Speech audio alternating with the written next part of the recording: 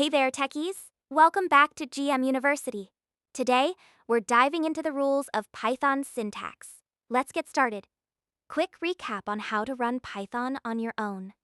You can execute Python code directly in the command line from the Python shell. Just type something like print hello world and hit enter. Your message is displayed right away. You can also create a Python file with the Py extension and run it from the command line. You can name the file whatever you want, but it must end with py. Run the file with the Python command and the file location. For our examples, we use our own Python code editor that you can run right from your browser.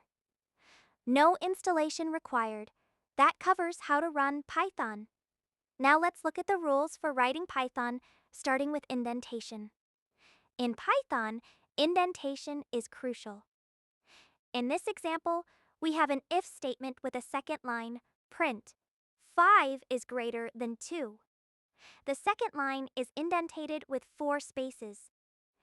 This indentation tells Python that the second line is part of the if statement block. If you skip the indentation, Python will throw a syntax error or read them as two different statements. So always remember to indent your code properly. You can use different numbers of spaces, but the standard is 4.